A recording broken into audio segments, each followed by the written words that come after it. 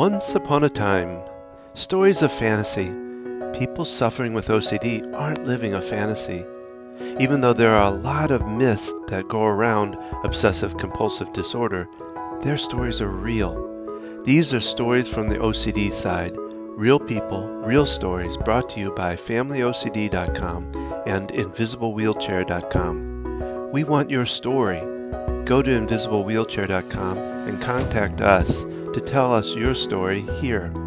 OCD is real. OCD treatments are real. OCD recovery is real. And so are these stories.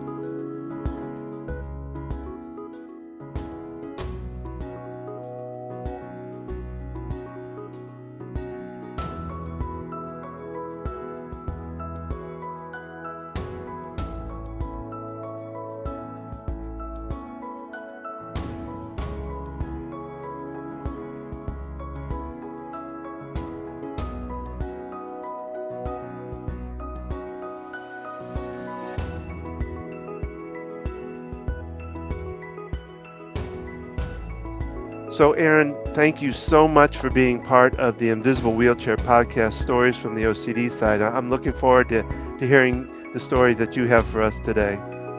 Absolutely. And thank you so much for having me. And I'm so excited for the finding you guys and the work that you're doing to help break stigma in regards to OCD and bring hope to people. So thank you. Well, you're welcome. Uh, so let's just get right into it. If you would, can you share your story? Let us know, let the audience know who you are, and tell us the story that you have. Absolutely. So I'm Erin Ramachandran, and it's kind of a silly last name or long last name. My husband is from India, which is where the last name comes from. We got married about 14 years ago, and that's really where I learned more about obsessive compulsive disorder. Basically, my husband and I fell in love in different circumstances prior to marriage and felt like we were meant to be together. A few months before we got married, my husband had some traumatic circumstances happen to him with his family of being disowned. So that pain manifested in different ways that we both didn't know about. So we got married. We're ready to live our happily ever after type of life together. What ended up happening is I think the way he dealt with the trauma and feeling out of control, he ended up starting to control the environment around us in our home when it it started right when we got married. So it could have also been the change of a move and a new job and now newly being married and then the challenge with his parents and all that kind of coming together at the same time where he was choosing to clean or keep things in order in our house more than being with me as his wife. In the throes of it, in that first year, both of us didn't really know what it was. I just was asking my friends, how long is putting the dishes away normal? Or how long should someone be cleaning the floor? Or what time should someone be going to bed with you? And just normal basic questions. But it really was like, wow, this something's not right. But I just didn't know what it was because I didn't know what OCD was. Basically, through that first year, it started to get worse and worse and worse. The more you feed OCD, the more it gets worse, like a tantrum. So it basically got to where it was up to 12 to 16 hours a day. Pretty severe. So you can imagine someone going from not really seeing any compulsions to just full blown OCD where you're not able to function. How he got diagnosed was basically a year into our marriage, it was like our 11 months. I was like, something is really wrong. I've talked to some friends. I don't know what this is. I didn't know what OCD was. And I basically said, Keith, you have 1 month to go to the doctors and figure out what this thing is. Within 2 minutes, the doctor was like, you have obsessive compulsive disorder, a classic case. And then we started the journey of what is OCD and how to manage it and treat it. It's just been a journey that we've been on and a journey for him. He's still impacted by it, but impacted less today. So that's a little bit of our story and how we met and kind of where OCD came out. It sounds like that he's gotten to a point of being able to manage it better. Is that that's what you're saying? I would say somewhat. So he's down to probably 1 to 2 hours of rituals.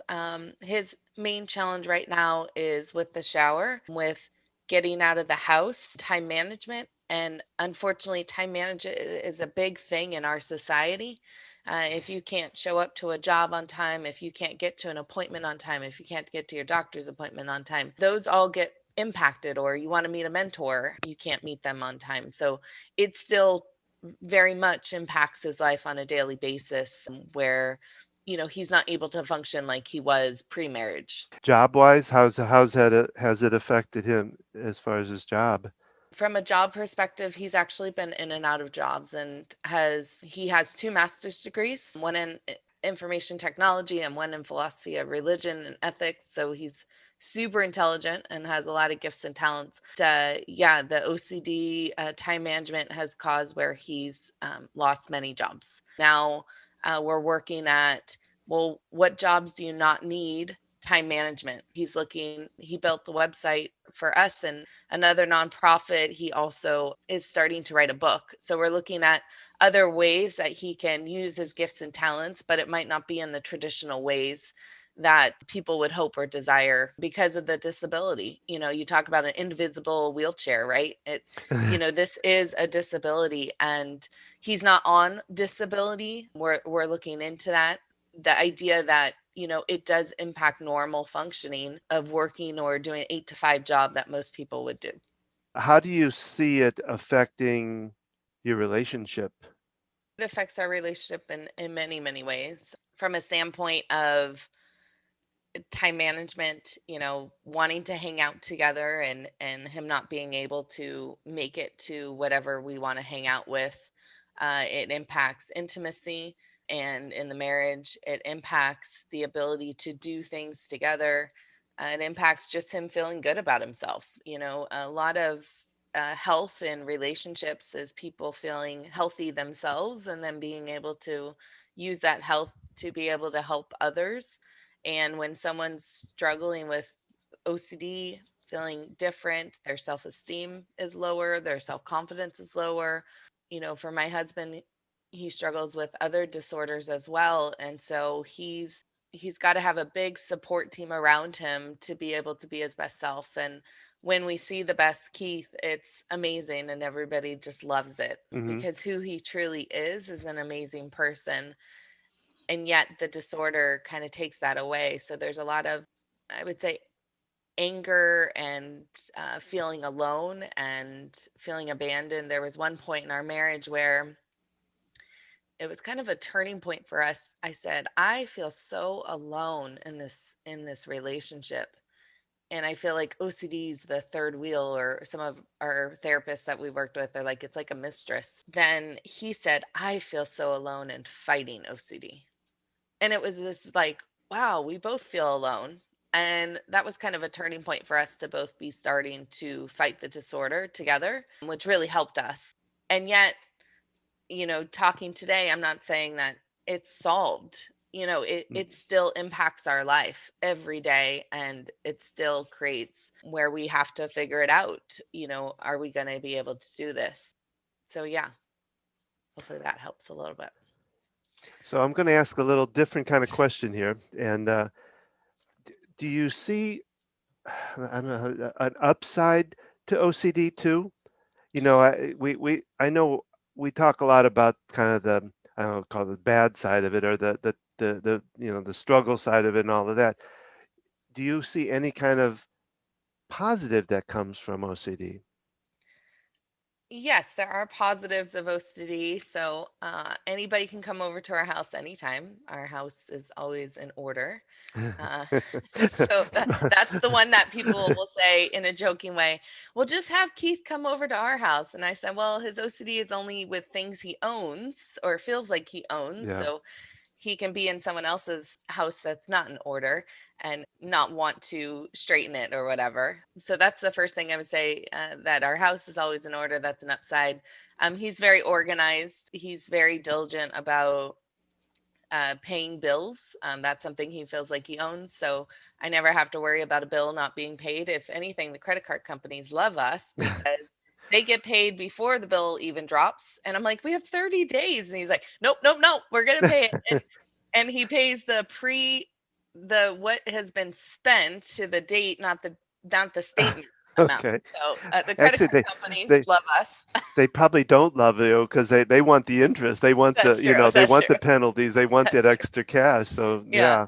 So that's an upside. Another upside is he we talk about, I think a lot of people who have mental health disorder or, OCD, their brain's not functioning in a, what you would call a typical way, right? And I feel like it under functions in one area and over functions in another area. And so with that, there is a upside to Keith's OCD and how his brain functions in regards to some of the areas that he's passionate about in his areas of philosophy, religion, ethics, IT. Like he's able to just figure things out. He can memorize or regurgitate things in a way that is unbelievable. People will ask him tough questions about the faith, and because he's been in the Eastern and Western countries, he's been able to speak to them in a way then get their tough questions answered. And they're like, how did that come out of you? Like, how do you know that? And I'm like, even if I studied it for months, I could never say what he could say like this. So there is an upside to his brain. And what we're trying to figure out is how do we emphasize the upside of the brain and do the things that he loves and he's passionate about, rather than the downside of the brain that gets him stuck and feeling insecure and, not good about himself. Yeah. Well, and in thinking about that, I would think an employer would really love a person with OCD in a way. If they can tolerate and figure out how to help them, to manage it, because they're so organized and they're diligent in what they do. They're intelligent. Their work ethic when they're in good place is tremendous. Yeah. So I mean, if an employer was smart enough, they would want to help them, and keep them. But anyway, so that's just a thought. I do want to, and we're going to talk more about it in another podcast, but I do want to at least mention the fact that the nonprofit association or nonprofit that you started. Tell us just a little bit about that, and like I say, we'll expound on it in another podcast. But I'd like to at least mention it because that's something that sounds really wonderful. Yeah. So Keith and I, through encouragement of our friends and our community, have started a nonprofit called Mental Health Strong. It goes along with the book that I wrote. It's really to bring hope, resources, and support to marriages with mental health or addiction challenges. And the reason why we started it was a lot of the resources out there are like in the marriage community. It's about when you're meeting each other's needs, and in a marriage where your spouse is not well, it's hard for them to meet your needs. And then when I went to the mental health and OCD resources, a lot of them were about parent and child relationships, which makes sense, but there wasn't a lot for the marriage relationship. And a lot of times the marriage relationship, um, well, the statistics show that you're like with OCD, you're 80% likely to get divorced. So if you don't have resources around you, the marriage isn't going to make it. And then the parent who has a child will likely be raising the child as a single parent. And so we're trying to focus on how do we help the marriage relationship stay together so the family can stay together, people not feel so alone. That sounds wonderful, and I'll try to put that information up on the website, the invisiblewheelchair.com website too. My final thought is Erin, if you came across somebody that was just finding this stuff out, like you found out what probably 14 so years Yeah. ago, or whatever, Yeah. what would your advice be to them? What would you tell them to hopefully give them some hope, I guess? Look at the long-term journey. This is a marathon. It's not a sprint. So it's going to be a journey for both people, the person with the disorder and the person without the disorder, to figure out how to work through this. So when someone's first starting out, you just want to learn what is OCD, what is the right treatment. We struggled a lot with actually knowing what the right treatment was 15 years ago, but I think now it's pretty clear: exposure based therapy, cognitive behavioral therapy, probably some medication. And so to learn about it, get the right doctors. If you're not If your therapist isn't helping you within 6 to 8 visits, cancel them, get it somebody else. Is not the right fit. You should be seeing progress in treatment. To just know it's a journey. Both people are going to relapse. The person with the disorder is going to relapse with the compulsions. That's normal. The person without the disorder is going to relapse with their anger or frustration or depression or however they deal with it. And to just give yourselves grace as you're both learning it, and get individual support around you both, because you both have to process how difficult it is. And that's no different than a journey with, let's say, I struggle with weight loss. So, did I, from the point that I found out that I had struggles in this, did I, do everything right and lose the weight right away? No, I didn't, right? It's been a journey. And so we need to look at the same thing on the physical health side as we do in the mental health side, of just that it's okay. It's a journey. It's going to be that way. It's going to be messy. And to get the support around both of you so that you can make the journey. Because if both people want to get the help, it can turn out in a positive way, just like Dawn and what you were saying about your wife, wanting to help people where they're at to get to where they need to. I would say that's, you can get to the where they're built to be, but it's going to take time. So just be prepared for the journey. Figure out ways to do things that fill you up when you're down. Healthy things when your loved one is struggling with the compulsions. It is just so hard, and you can even hear it. I have trauma, like diagnosable trauma from the shower and different things that I've seen. And I had to do some EMDR, which is eye movement desensitization response work that I just actually have been doing over the last few weeks. I've been this a long time. And it was amazing how much healing I got from that. And I didn't realize, well, I realized that when the water turns on in the house, I had an emotional response that was not normal. And water turns on in the house very often. And so when I did that EMDR, it just basically took it out of my brain. And so now I can look at it in a different way and not be as emotionally charged as I was before, which helps my husband when I'm not being emotionally charged with the shower. And as he's working with the therapist to work through the shower of getting out quickly and on a timer and those sort of things. So just be ready for the journey would be what I would say, and get the support around you and get the help that you need individually to walk alongside your loved one, and then to help your loved ones get the care they need. Well, that's great advice. Normally on a story, I don't use to do this, but I'd like you to tell us how to find out more about your the web address, how they can find that for the Mental Sure. Health Strong. Sure. It's www.mentalhealthstrong.com. And we've got a conference coming up in the fall, our first marriage and mental health conference. We're new, we're small. I have a full-time job. We do this on the side as a passion to help others because we felt it was a gap in the mental health community. Yeah, I think if you're in a couple relationship or in you have children who have OCD, likely there's someone in the family that has OCD. It's a genetic disorder, and so just to know that there's help in all these different areas, and we're all doing this together. So again, Dawn, you're really helping in the parent-child relationship, which is amazing. I can't imagine how hard that must be, and yet you've seen great inspiration through your story with your daughter, and so I think we just need to continue to share our stories, continue to support one another. I can, point people to you when people say, where do I get help for, my child who has it? Because if the marriage relationship has it, one of the children are likely going to have it. So the idea is we just all come around each other and help each other in this space. Well, that too is great. So again, Erin, I really want to thank you for being on here, taking your time to do this. And like I say, I believe we're going to talk some more and really explore more of these things about the mental health strong, and about your husband and the couple thing. So again, thank you again for being part of this. Yeah, absolutely. Thanks for having me. So that is our story for this podcast. Remember, we want your story told here. If you want to tell us your success story, or just want to tell us where you're at, simply go to www.invisiblewheelchair.com, then click on the Tell Us Your Story on the top left side, or just click the Contact Dawn button on the right side towards the bottom. We want to give you a voice to your story. Until next time, keep working on your story for a happily ever after ending.